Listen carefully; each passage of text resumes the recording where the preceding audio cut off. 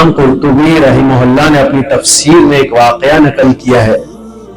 وہ کہتے ہیں کہ عباسی خلیفہ مامون الرشید کے دربار میں ایک یہودی آیا اور اس نے سورت تقریر شروع کی اور اپنے مذہب کو ثابت کرنے لگا. اس نے اپنی تقریر مکمل کی تو مامون الرشید نے اسے اسلام کی دعوت دی اور اسے اسلام کے محاسن اور خوبیاں سنائی، لیکن وہ اسلام لانے پر آمادہ نہیں ہوا اور مجلس برخاست ہو گئی، وہ چلا گیا. کچھ عرصے بعد وہی یہودی عالم پھر مامون الرشید کے دربار میں آیا اور اس کا حلیہ قدر مختلف تھا. اس بار جب وہ آیا تو اس نے اسلام کے محاسن بیان کرنا شروع کر دیے، اسلام کی خوبیاں بیان کرنے لگا. جب مجلس ختم ہوئی تو مامون الرشید نے اس کو بلایا اور کہا تو وہی نہیں ہے جو کچھ عرصہ پہلے میرے دربار میں آیا تھا اور تو نے یہودی مذہب کے محاسن گنوائے تھے اور میں تجھے اسلام کی دعوت دی تھی اور تو نے کہا تھا کہ میں اپنے آبا و اجداد کے دین کو نہیں چھوڑ سکتا. کہا بالکل امیر المؤمنین میں وہی ہوں. تب پھر آج اسلام کی بات کیسے؟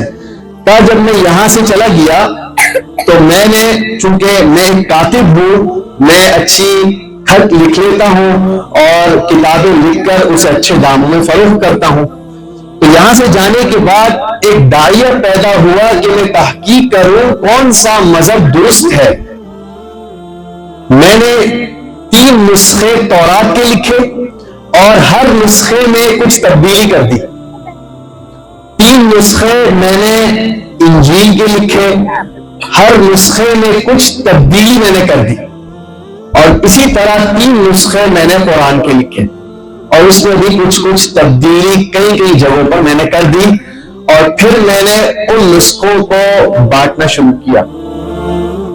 پہلے میں یہودیوں کے معبد پہنچا اور میں نے وہ تورات ان کو دی، انہوں نے بہت خوشی سے قبول کی اور پھر کوئی رد عمل نہیں آیا کہ تم نے تینوں نسخوں میں فرق کیا ہے.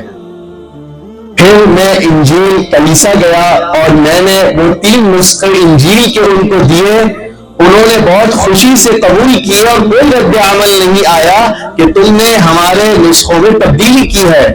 لیکن جو ہی میں نے قرآن کو تقسیم کیا مساجد میں تو میں نے دیکھا کہ فوراً رد عمل آیا اور کہا کہ تم نے یہ غلطی کی ہے، ان کے اندر غلطیاں موجود ہے، تم نے کتابت میں یا قصداً غلطی کی ہے یا پھر تمہارا ارادہ تو نہیں تھا لیکن غلطی ہو گئی ہے.